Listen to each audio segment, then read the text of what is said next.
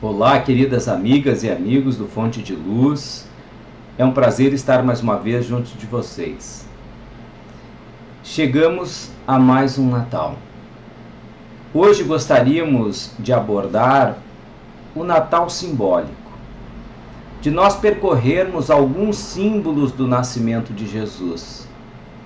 Porque Jesus tem nos ensinado em todos os instantes. E o seu próprio nascimento é para todos nós uma fonte de inspiração e de estudo. Tudo o que acontece e aconteceu na vida de Jesus, principalmente quando de sua passagem entre nós, que é o registro mais próximo que temos de nossa memória, todos os eventos da sua vida são para nós esses eventos ensinamentos profundos. E o Natal, o nascimento do Cristo, aquela passagem em que Maria recebe esse espírito de luz junto ao seu companheiro José, é recheado de oportunidades de reflexão e aprendizado.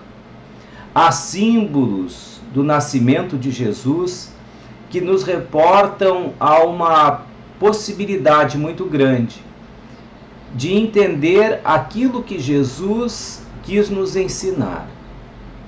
Então hoje nós vamos fazer este passeio por alguns desses símbolos do nascimento de Jesus, aproveitando esta data, que é Natal, que a palavra representa natalício, nascimento, para nós então extrairmos esses ensinamentos que Jesus nos deixou por conta desses sinais, por conta desses símbolos.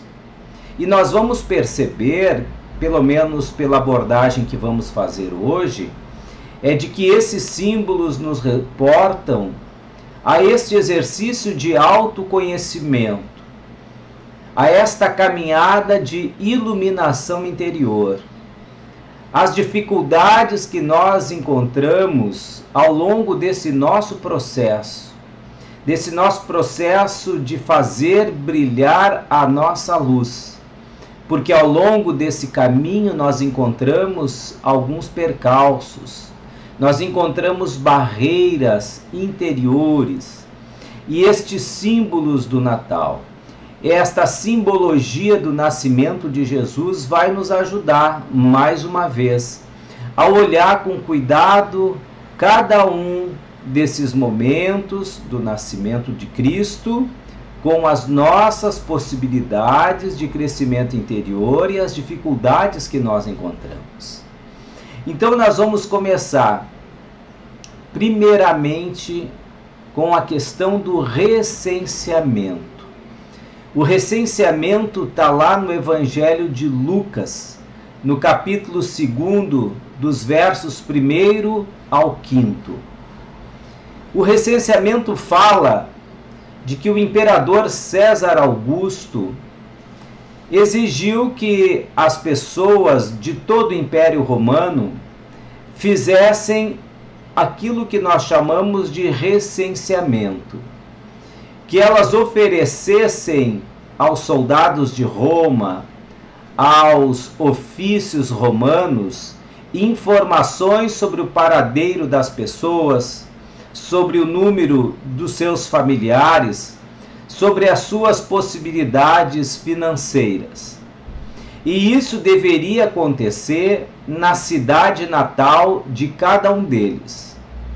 Por isso que José e Maria, grávida do Cristo, se dirigem a Belém para que eles pudessem oferecer aos trabalhadores de César, aos servidores do Império Romano, as informações desse processo de recensear, de buscar dados, de levantar informações do povo para a administração de Roma.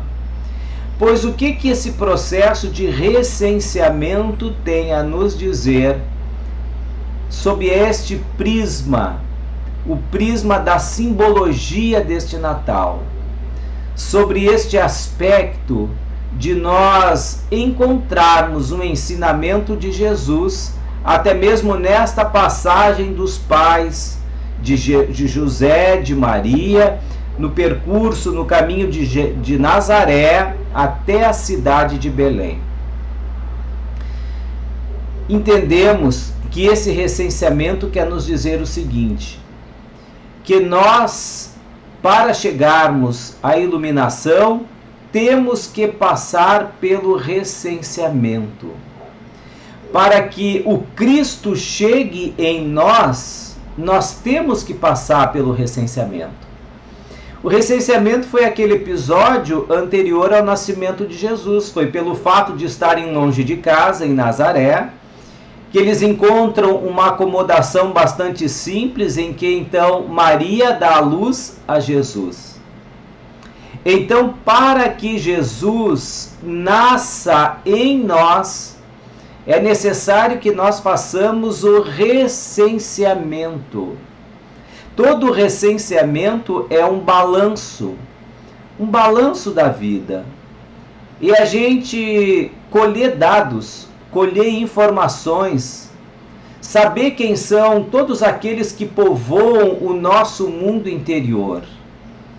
Todos aqueles que fazem parte desta coletividade que representam os nossos sentimentos, os nossos anseios, os nossos vícios, todos aqueles que fazem parte desse grande universo interno.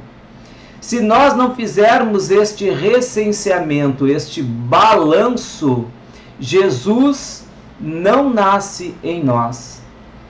E quando a gente começa a fazer esse balanço, a gente começa a perceber que nós precisamos deixar um espaço para que Jesus nasça em nós. Não foi assim em Belém? De encontrar um espaço para o nascimento de Jesus. Nenhum de nós consegue fazer com que o Cristo habite em nosso interior sem nós fazermos este recenseamento. É preciso encontrar dentro de nós um espaço para Jesus ocupar. Se nós não encontramos este espaço, nós vamos aprender ao longo da vida pela dor. A presença de Jesus em nós possibilita uma caminhada mais leve, uma caminhada mais suave. Meu jugo é leve, o meu fardo é suave. Quando a gente então encontra um espaço para Jesus no nosso coração, na nossa alma, fazendo então esse recenseamento dos nossos seres, este balanço das nossas existências, das nossas verdades interiores, das nossas dificuldades interiores, e encontrando um espaço para Jesus nos acolher, para que Jesus possa se sentir à vontade em nós, a nossa vida passa a se desenvolver num clima de maior tranquilidade.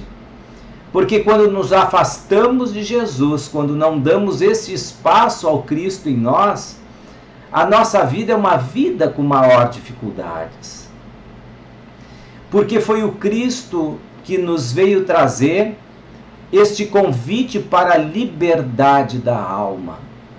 Porque no momento em que nós aprendemos os grandes efeitos do exercício do amor, os grandes efeitos da fé em nossa existência, da confiança em Deus, da serenidade que nós vamos adquirindo pela consciência de que há um reino de Deus que aguarda cada um de nós, desde que a gente possa e aprenda a vestir a veste nupcial, nós seremos e somos candidatos a esta imensa felicidade. Que nenhuma das ovelhas do rebanho do Pai se perderá. É uma questão de tempo até que a gente possa encontrar este caminho seguro na direção de Deus, na direção desta felicidade, na construção deste reino de Deus. Então o recenseamento tem a ver com este momento em que nós fazemos um balanço interno e a gente encontra espaço para Jesus ocupar.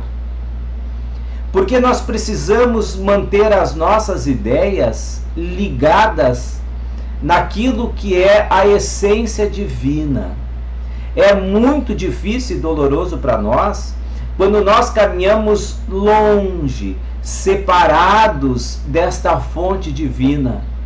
E o Cristo nos disse que Ele é o caminho, verdade e a vida. Ninguém vai ao Pai senão por mim. Não é que Jesus fazia a apologia do exclusivismo, mas Ele está nos revelando uma verdade.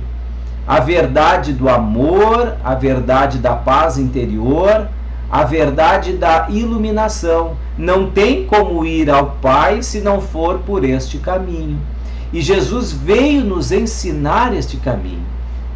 Então, achar um espaço para Jesus em nossa alma, fazer com que nós nos conectemos a Deus como sendo fonte de tudo aquilo que corresponde aos nossos pensamentos, isso nos ajuda a ter uma vida mais serena, de nós passarmos pelas dificuldades com muito maior resistência, com coragem, sabendo que aquilo é um momento passageiro e que corresponde a um aprendizado necessário a cada um de nós.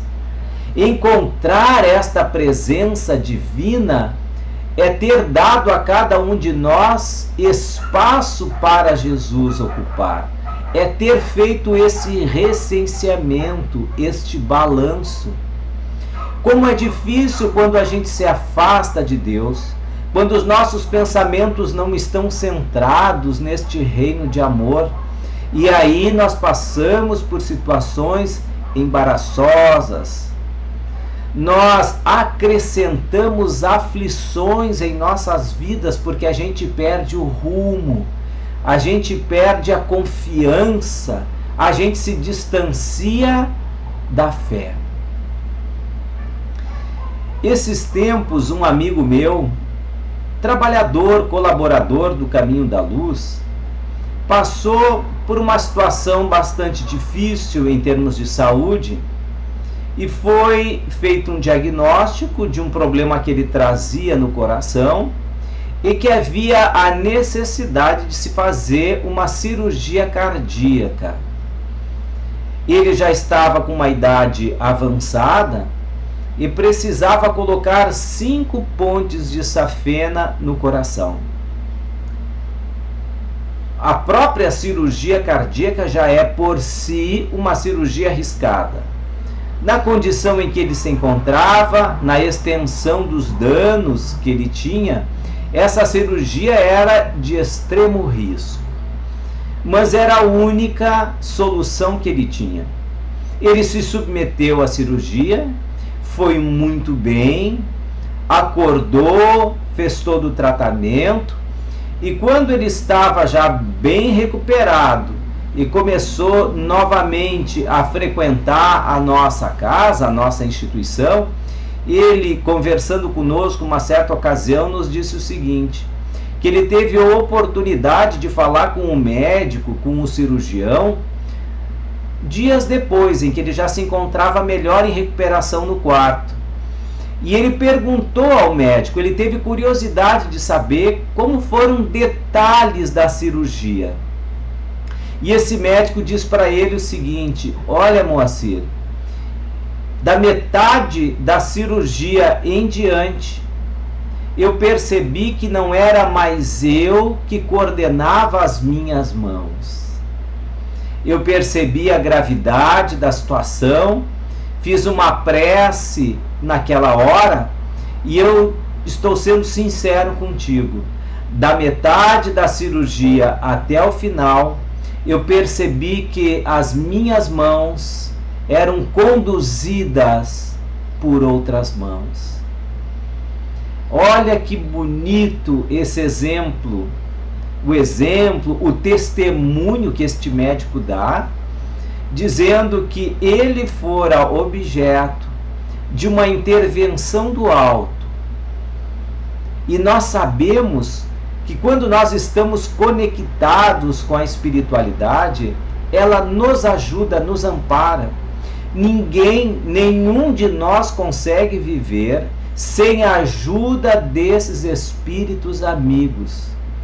Cada vez mais que a gente entra no estudo da doutrina, em que a gente começa a entender a realidade da união desses dois mundos, do mundo físico e do mundo espiritual, a gente começa a perceber que é intensa a influência deste mundo sobre nós.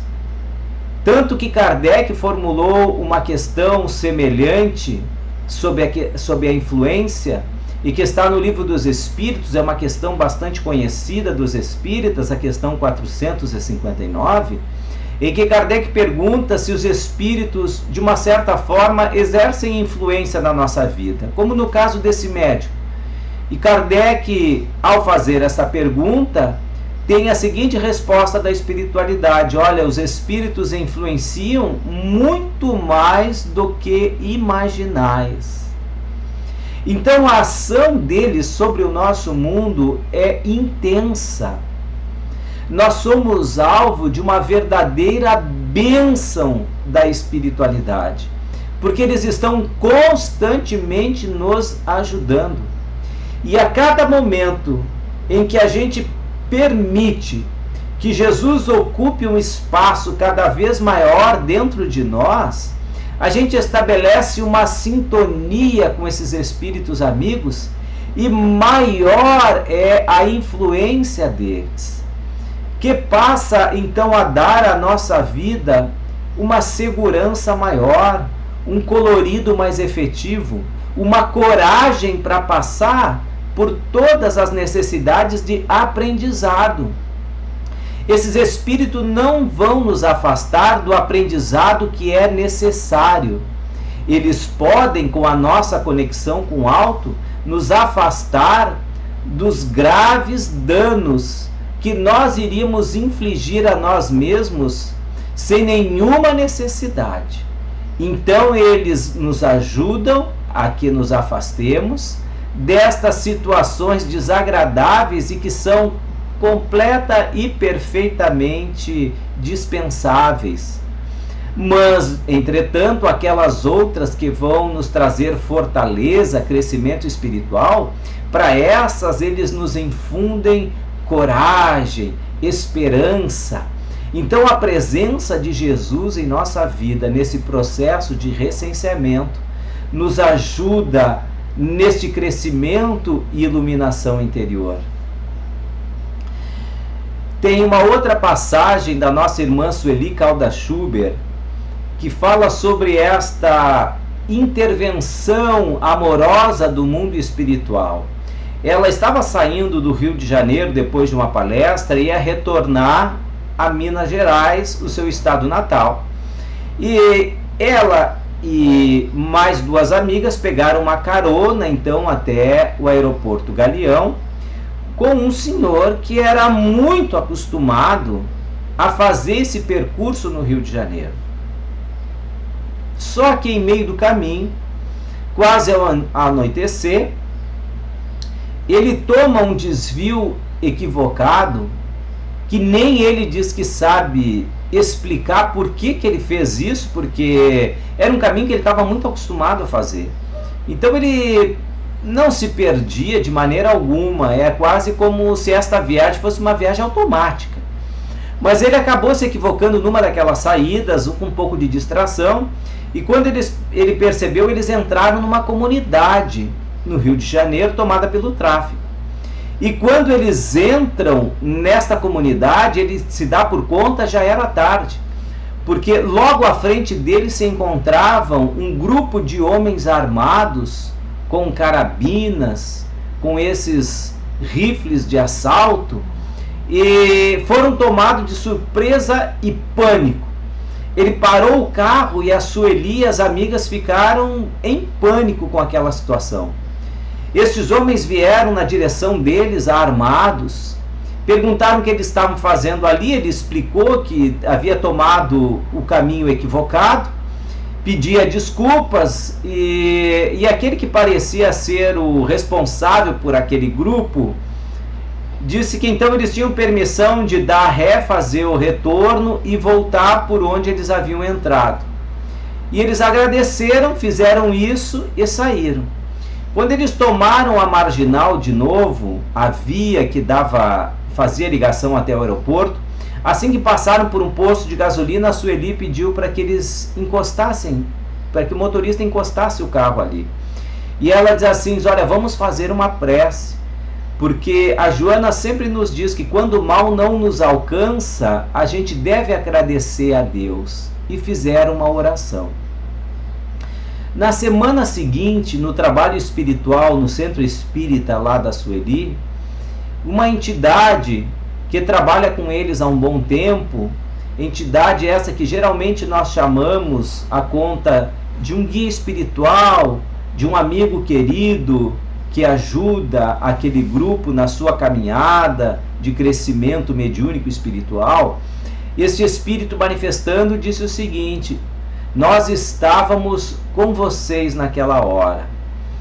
Aconteceu o seguinte: vocês não foram de imediato alvejados pelas armas daqueles homens, porque quando vocês entraram, é claro que pegaram eles de surpresa e a resposta deles quase sempre seria a de atirar nesse veículo.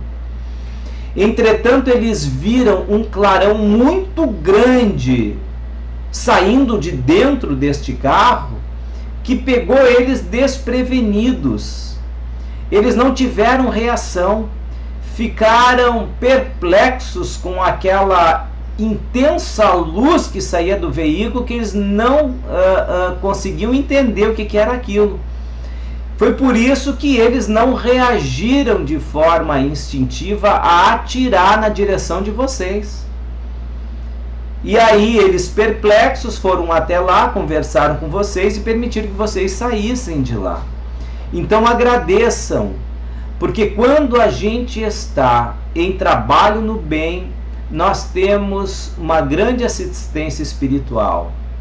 Então este período em que nós estamos vivendo agora, do Natal, é de nós lembrarmos desta passagem da vida do Cristo, chamada de recenseamento, que está lá no Evangelho de Lucas, no capítulo 2, versículos 1 a 5, de que o recenseamento é esse instante em que nós fazemos uma contabilidade de todos aqueles que habitam entre nós, que habitam em nós, os nossos sentimentos, as nossas emoções, os nossos vícios, as nossas dificuldades.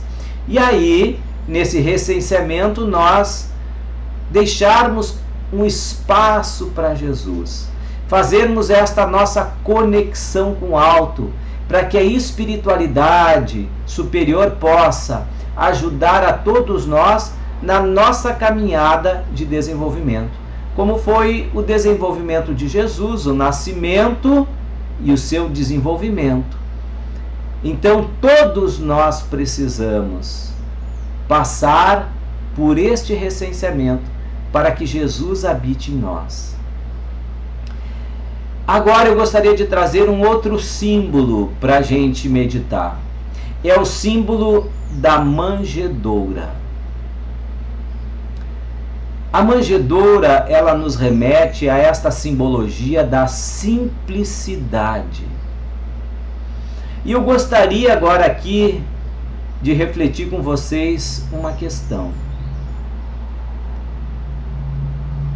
A questão da força contida na simplicidade. Pode-se dizer, sem medo de se equivocar, que a simplicidade é a maior força do universo depois do amor. A primeira força por excelência do universo é o amor. A segunda maior força do universo é a simplicidade. Porque qualquer ato feito com orgulho, com vaidade, desmerece esse ato. Todo aquele que age com simplicidade mostra a verdade das suas ações. Já perceberam? Aquele que age com orgulho e com vaidade acaba sendo desmerecido pelos outros, porque a ocupação, porque a intenção maior dele é se exaltar. Então o ato em si ele perde uma referência. Agora aquele que age com simplicidade revela a força que tem a mensagem daquilo que é simples. Imaginem vocês se Deus fosse vaidoso. Se qualquer coisa que ele fizesse, ele fosse fazer um anúncio. Que qualquer ato bom que ele fosse o protagonista, ele fizesse um vídeo e publicasse no Facebook dele, no Instagram dele. Imaginem vocês que qualquer ato de bondade, qualquer ato que expressasse esse amor divino, ele colocasse uma propaganda na televisão. Então, o mundo não teria a beleza que tem se Deus fosse vaidoso. Então, o poder da simplicidade é algo extremamente importante. A manjedoura, ela reforça esse símbolo da simplicidade na nossa vida. Vocês já viram o quanto é doloroso se a gente está sempre à busca de um sucesso que venha como decorrência do nosso orgulho, da nossa vaidade? Vocês já viram o quanto é pobre uma pessoa que busca esta sua manifestação da personalidade como algo necessário para ela? O quanto esta pessoa é pobre, o quanto ela é infeliz, porque a beleza e a força das coisas está na verdadeira simplicidade, na completa ausência de personalismo sobre esse aspecto negativo. Então a simplicidade é a maior força depois do amor. Então a gente tem que perceber o seguinte, que tudo na vida que nós estamos fazendo em nome de Jesus tem que começar simples e terminar simples. Tudo. As nossas atividades na casa espírita, as nossas ocupações no dia a dia, as nossas tarefas dentro do lar, que nós fazemos em nome de Jesus. Se nós estamos passando pelo recenseamento, deixando que Jesus habite em nós, encontremos um lugar para Ele, a gente tem que se dar conta, meus queridos, que tudo aquilo que nós fizermos em nome de Jesus tem que começar simples e terminar simples. Uma vez, na casa espírita onde Chico Xavier trabalhava, os companheiros que eram os dirigentes da casa resolveram fazer uma reforma num salão para que o Chico pudesse receber melhor as pessoas naquele lugar. Mas acabaram não consultando o Chico com relação aos detalhes daquele projeto. E Chico, então, ficou ausente de tudo aquilo que eles estavam fazendo. E eles, então, colocaram naquele amplo salão todas as comodidades possíveis. Como era grande o número de pessoas que chegavam naquele lugar, as doações começaram a se avolumar para aquela instituição e eles acabaram, por conta da ingenuidade deles, ocupando boa parte daquela importância na construção de um prédio com todas as comodidades. Vamos dizer assim, colocaram todos os luxos possíveis lá. Cadeiras mais acolchoadas, um piso muito bonito, decoração, pintura, ar-condicionado em toda aquela ampla sala, um ar-condicionado central. Então encheram de requintes aquela sala, de uma grande beleza aquele lugar. E quando foram quando estava perto da inauguração, eles quiseram então fazer uma surpresa para o Chico. E convidaram o Chico para ir até aquele grande auditório. E aí quando levaram o Chico, mostrando tudo que fizeram, com carinho, com atenção, com zelo, procurando os melhores materiais, os materiais com melhor acabamento, a comodidade daquele ambiente, e eles empolgados, alegres com aquele projeto, quando olharam para o Chico, viram ele extremamente fechado, sério, e perguntaram assim: Chico, tu não gostou do que nós fizemos? E o Chico, sincero, disse para eles: olha, se esse auditório ficar assim como está, eu não entro aqui dentro. Mas como, Chico? O que tem de errado aqui? Eles assim: aqui não tem a simplicidade. Eu não vou entrar aqui dentro. Porque as pessoas que eu recebo são pessoas simples, são pessoas humildes, elas não vão se sentir bem aqui dentro.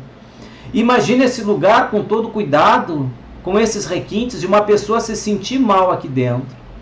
E se talvez esta pessoa, deste mal que ela está sentindo, talvez um mal físico, uma náusea, vomitar, ela não vai se sentir bem por passar por esta situação nesse lugar. O constrangimento dela vai ser muito grande. Então eu não quero, porque as pessoas não vão se sentir bem aqui. Eu vou continuar atendendo lá fora. Olha o exemplo do Cristo com relação à simplicidade. As nossas casas têm que procurar ser simples para atender bem as pessoas, todas elas, para que elas não se sintam mal, desconfortáveis lá, para que elas possam se sentir acolhidas como nos seus próprios lares. Com cuidado, com limpeza, evidentemente que sim, mas procurando zelar pela simplicidade. Tudo fazermos, quando em nome de Jesus, com simplicidade. Nós vamos fazer os nossos encontros com simplicidade. Vamos fazer os nossos congressos, os nossos simpósios, em nome de Jesus, façamos com simplicidade. Sem que haja pessoas melhores que outras, demonstrações efusivas para umas e menos para outras, que são comportamentos humanos desta vida humana, cujos valores a gente quer superar. Nada daquilo que se faz com Cristo é ausente de simplicidade, porque a simplicidade é a maior força depois do amor. Então a manjedoura nos ensina isso. Vejam quantos detalhes a gente já consegue perceber do recenseamento, da manjedoura. E o terceiro símbolo que eu quero trazer aqui hoje é com relação aos animais na manjedoura. Vocês já perceberam como os animais estão calmos na manjedoura? Apacentados? Todo presépio que a gente monta, todos os filmes que nós vemos do nascimento de Jesus, aquela manjedoura do lado da estrebaria onde se encontravam os animais, eles, pela presença de Jesus, estão calmos, estão tranquilos. Porque a presença de Jesus na nossa vida produz isso. Ela acalma as nossas feras, apacenta estes nossos animais bravios que existem dentro de nós. Quantas vezes a gente se irrita, sai fora do nosso eixo, como a gente diz. A gente acaba pisando no calo dos outros, às vezes sem que haja algum motivo. Quantas pessoas da nossa família, das nossas relações, nós ferimos com aquilo que nós dizemos, com aquilo que nós falamos, da nossa língua solta demais, em que começa a dar laçaço num, laçaço no outro. Então são as nossas feras, que muitas vezes a gente não consegue ter o controle sobre elas. Mas quanto maior for a presença de Jesus em nós, com mais tranquilidade nós conseguimos acalmá-las. Nós conseguimos ter controle sobre essas nossas feras. Não quer dizer que elas vão desaparecer, mas com a presença de Jesus elas se acalmam. A gente consegue ter um controle sobre elas, porque cada um dos animais tem o seu valor, tem a sua função dentro da natureza. Nós precisamos exercer controle sobre estes animais. Então, esta presença de Jesus nos acalma.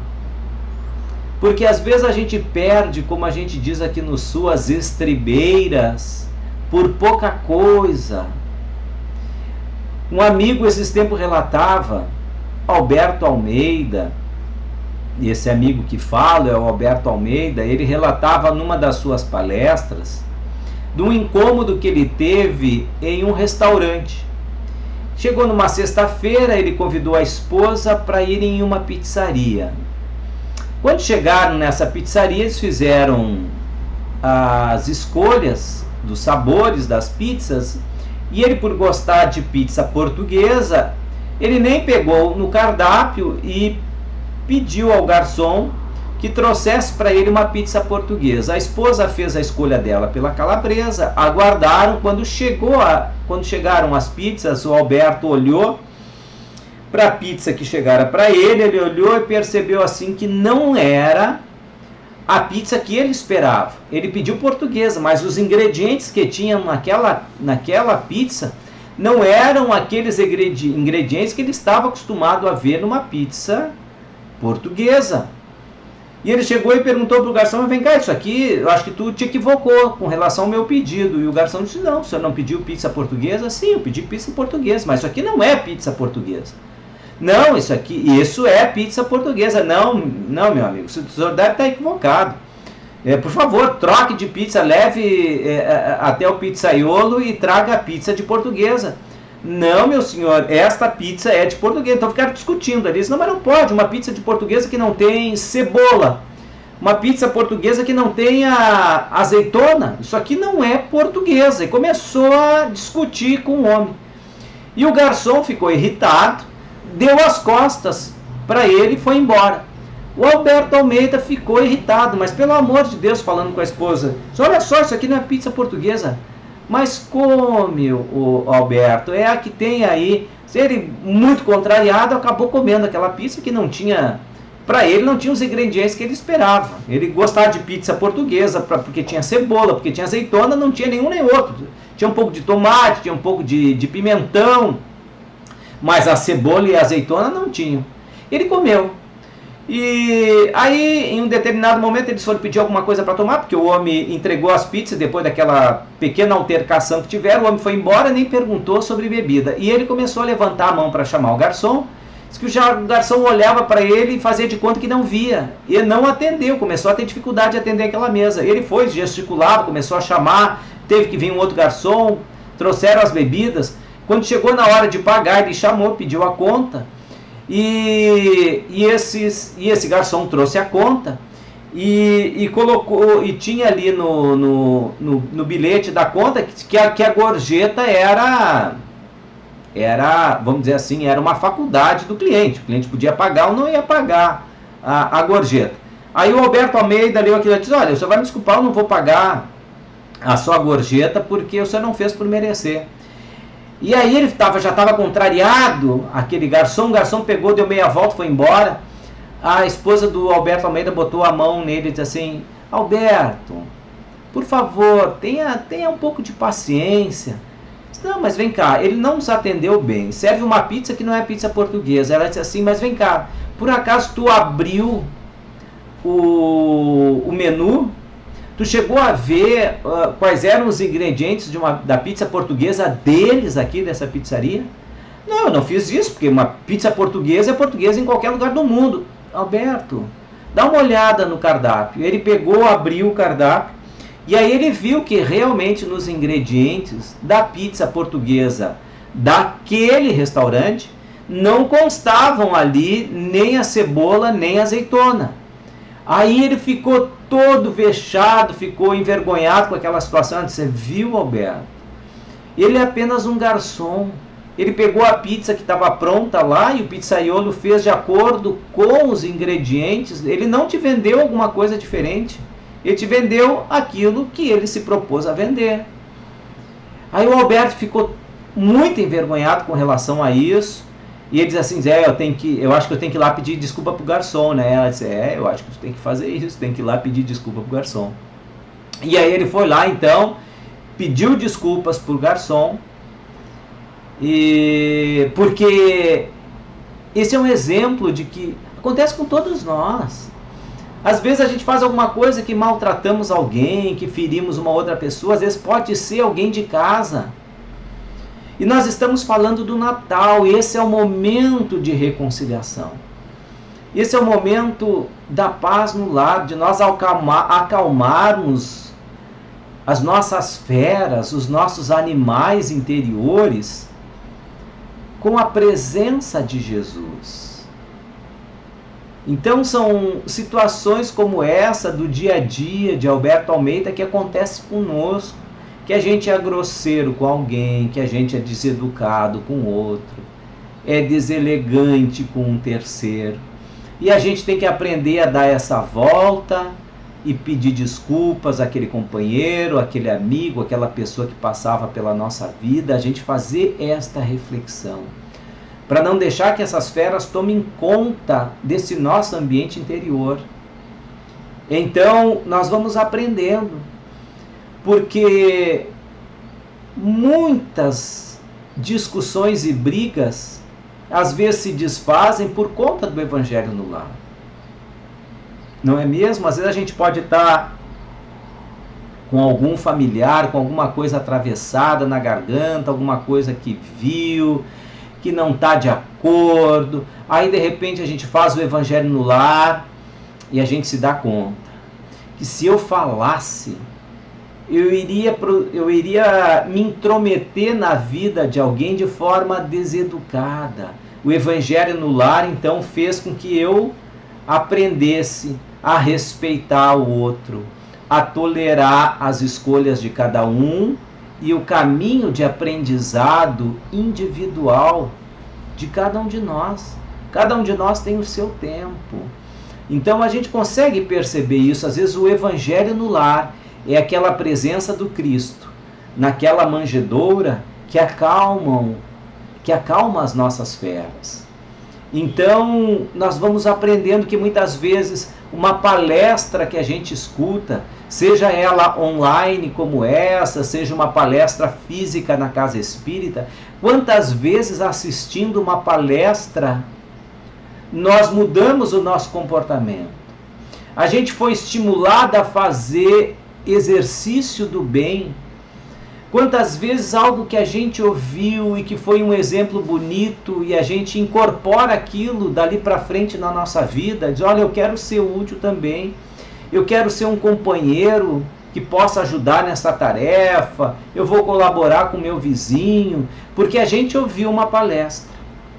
Então são esses momentos em que Jesus consegue na nossa alma apacentar as nossas feras. Esse é Jesus na manjedoura, apacentando os animais. Mas também nós temos a passagem de Herodes que manda matar as crianças. Não foi isso? O rei Herodes, pelo fato de saber, pelos 3 reis magos, que estava nascendo um grande rei, ele, com medo de perder o trono dele, manda matar as crianças até 2 anos de idade. Porque ele não quer perder o trono. E vejam o quanto são frágeis as pessoas que agem com medo. Porque quando a gente age com medo, a gente imagina um determinado inimigo. Alguém que vai nos afrontar. E o nosso movimento emocional primário é acabar com esta pessoa, esta situação, que a gente julga ser ofensiva, porque nós agimos com medo. A gente não consegue acolher aquele fato como uma oportunidade de aprendizado, de fazer uma leitura sobre a harmonia da vida, sobre a gratidão de tudo aquilo que nos acontece. Então Herodes, com medo de perder o reino dele, manda atacar aquele que ele acha que vai usurpar o seu reino. E assim somos nós. Nós queremos muitas vezes, por conta dos nossos medos, matar o evangelho dentro de nós. Então todas as experiências positivas do evangelho, que vai destronar este nosso rei interno, egoísta, vaidoso. Então tudo aquilo que representa uma certa oposição, uma certa sombra sobre as minhas sombras, a gente quer destruir, a gente quer acabar. E muitas vezes nós fazemos isso, a gente quer acabar com o evangelho, matar o evangelho que existe dentro de nós, por conta deste rei orgulhoso, deste rei vaidoso. E a gente não abre espaço para que o evangelho possa habitar em nós. E há 2 maneiras, há uma maneira agressiva, de nós nos impormos contra estas situações que são positivas da vida, mas que elas vão nos desestabilizar, elas vão exigir de nós mudança de comportamento e a gente não quer aceitar isso. Ou então ela pode vir através da preguiça.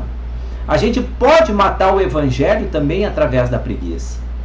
Não é de não realizar as nossas tarefas, que são convites de iluminação, e por conta da preguiça nós ficamos aonde estamos. Sem se dar conta, nós estamos asfixiando o evangelho e matando também o evangelho em nós. É como nessa passagem de Herodes. É este nosso rei interno que não permite a chegada deste outro rei de amor. Então nós asfixiamos o evangelho por conta da nossa preguiça e deixamos a vida passar. Quantos de nós às vezes pode deixar e perceber que esses convites positivos vão se renovando nas nossas vidas e a gente vai deixando, onde estão pessoas que a gente conhece, que deixam estas oportunidades de fazer o trabalho no bem, e o tempo vai passando. Tem uma obra de Richard Simonetti que é Atravessando a Rua. Ele conta que no início desta obra, o título que ele dá ao livro decorre de uma situação em que um homem que morava na frente de um centro espírita, ele ficava no pátio da sua casa e era distração para ele ver o movimento todo na frente daquele centro. Os dias que tinham os trabalhos, aqueles carros chegavam, as pessoas saíam, entravam lá para dentro, e ele percebia todos esses movimentos. As pessoas que entravam, muitas entravam chorando, cabisbaixas, saíam alegres. Ele percebia todos esses detalhes, via o movimento daquelas pessoas, entravam crianças, saíam crianças, pais abraçados. Tinha dias de distribuição de cestas básicas, outros dias daqueles que nós chamamos de evangelização, ou os cursos da mocidade, da infância. Então ele via tudo aquilo, ele conhecia todos os trabalhos da casa. Ele se distraía com aquela movimentação. E ele passou a vida inteira dele assim até que ele morreu. E aí Richard Simonetti diz assim, ele não foi capaz de atravessar a rua para ver o que realmente acontecia lá dentro. O que mensagem eles divulgavam. Não atravessou a rua. é a questão da preguiça. Às vezes a gente passa a vida inteira só olhando de longe, sem a gente se envolver, sem nos dar a oportunidade desta renovação. Então nós matamos também o Evangelho pela preguiça, pelo descuido em ofertar o Evangelho aos nossos filhos desde pequeno, de levar na casa espírita, de estimulá-los à evangelização. Mesmo nesses momentos de distanciamento, tem as evangelizações online e a gente, por preguiça, acaba deixando, vai matando o Evangelho naquelas almas. Porque às vezes a gente ingenuamente pode pensar, não, mas agora estão nascendo só espíritos índigos, cristais. Sim, a gente acha que os nossos filhos são assim, índicos e cristais. Mas a gente não percebe que junto a esses espíritos índicos e cristais estão vindo outros que precisam aprender sobre Jesus. E a gente não sabe quem são os espíritos que estão conosco. E a gente não se prepara para as provas que muitas vezes vão surgir. E é necessário a gente ter esta estrutura para quando passarmos pelas provas, passarmos com altivez e coragem. E assim com relação aos nossos filhos. Não matemos o Evangelho por preguiça. E por último, nós vamos falar sobre Jesus que começou em Nazaré. Vejam, nós passamos pelo recenseamento, passamos pela simplicidade da manjedoura, passamos pelos animais da manjedoura que são apacentados pela presença de Jesus. Falamos sobre Herodes, que mandou matar as crianças, que é este rei que quer se apoderar e tem medo desta mudança. E, por último, agora, a mensagem de Jesus começando por Nazaré, ou seja, tudo começa pela nossa família. O Natal é, por excelência, esse momento em que nós celebramos em família, porque tudo começa pela família. Meus queridos, se deem a oportunidade de viverem este momento de Jesus em nosso lar. Vamos reatar os laços que estão danificados, as mágoas e ressentimentos que nós acumulamos ao longo do tempo, para que a gente possa perceber esta presença de Jesus na nossa vida como oportunidade de um grande nascimento espiritual. E tudo começa pela família. Começa em nós dignificarmos as nossas relações. Como tem sido a forma como eu trato a minha esposa, o meu esposo, a atenção que eu dou. Ah, mas ele é uma pessoa difícil, um gênio complicado. Quem será que talvez, num passado próximo, ajudou a que ele tivesse esse mau humor? Então agora, em nome do Evangelho, é ensiná-lo pelo caminho do bom humor. Porque gentileza gera gentileza. A simplicidade é a segunda maior força depois do amor.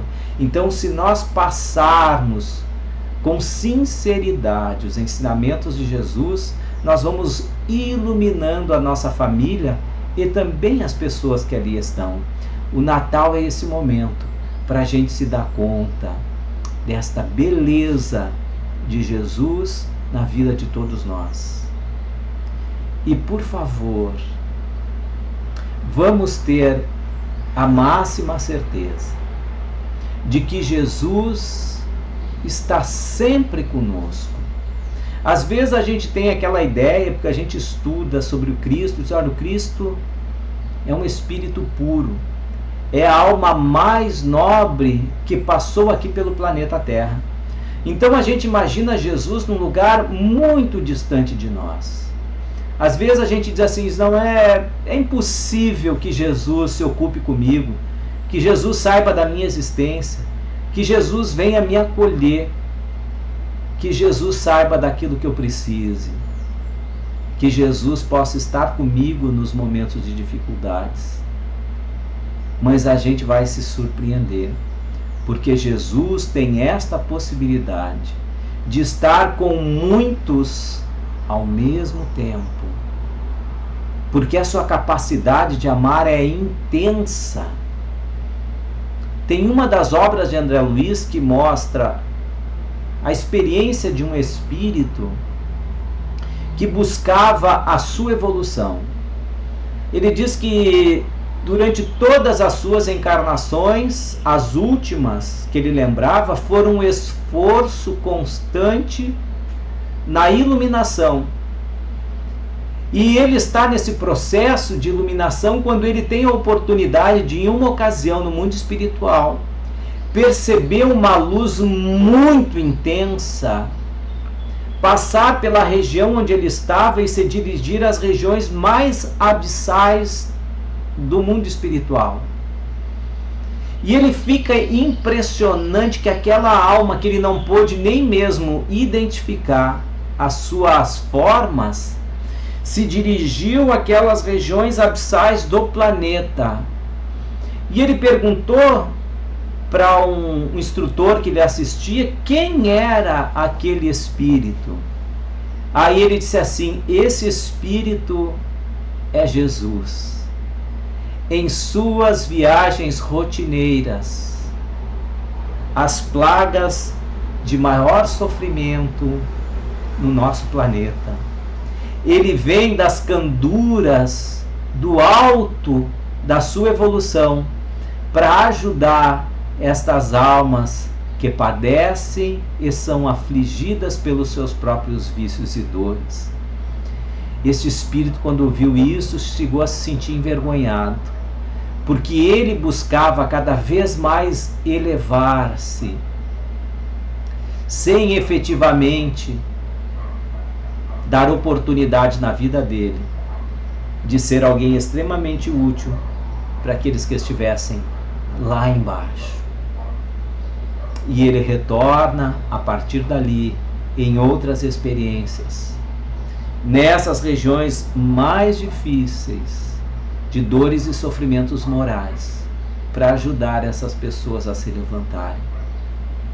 Então, meus amados, nunca pensem que Jesus não possa nos acolher. Sempre que nós o chamarmos, ele terá condições de nos escutar e de nos acolher.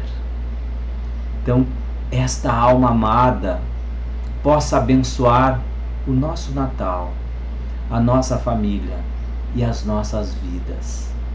Para encerrar, eu gostaria de ler aqui uma poesia de Casimiro Cunha, que está na obra Antologia Mediúnica do Natal. E Casimiro Cunha foi um poeta fluminense. Ele nasceu em Vassouras. Aos 14 anos de idade ele sofreu um acidente e perdeu a vista. Ele perdeu a visão de uma das suas vistas. Com 2 anos depois, com 16 anos de idade, ele acaba tendo um problema na outra vista e perde também a visão por completo. Mas ele deixou várias obras de poesia e no mundo espiritual ele volta a cantar os seus versos através da psicografia de Francisco Cândido Xavier. Casimiro Cunha, então, tem esta poesia que nós vamos encerrar esse nosso encontro. O título é O Rei da Cruz. Diz o seguinte: em meio às perseguições da noite fria e sem luz, meus amigos do Evangelho, lembrai-vos do réu da cruz. Sem que alguém lhe concedesse o canto amigo de um lar, nasceu numa estrebaria por servir e por amar. Desde a infância humilde e pobre na casa de Nazaré, trabalhava todo dia entre os formões de José. Ele, o príncipe da luz, caminho, vida e verdade, fez-se escravo pequenino no serviço à humanidade. Foi Messias generoso da bondade e do perdão, trazendo ao mundo oprimido a grande renovação. Serviu aos ricos e aos pobres, ao feliz, ao sofredor. Devotou-se a toda a gente em sua missão de amor. Revelou a paz do reino, da verdade e da bonança, fez brilhar na terra escura novo lume de esperança. A cegueira do caminho trouxe a luz por imortal, pelo evangelho da vida curou a lepra do mal. Expulsou a treva espessa, viveu a bondade imensa, trouxe a bênção da fé viva, trabalhou sem recompensa. Mas em troca dos tesouros da sua abnegação, recebeu pedras e espinhos de dor e incompreensão. Foi traído e processado, encarcerado e ferido. Ele, o mestre da verdade, foi o grande escarnecido. Se também sois humilhados, lembrai-vos daquele réu, que foi à cruz pelo crime de abrir a visão do céu. Então, este é o nosso querido amigo e amado Jesus, que abriu as bênçãos e as verdades do céu para todos nós, para sermos felizes, para sermos alegres. Que o Natal possa ser esta oportunidade de nascimento do amor e da simplicidade em nossos corações. Um bom Natal para todos, um grande abraço aos meus queridos amigos e amigas do Fonte de Luz.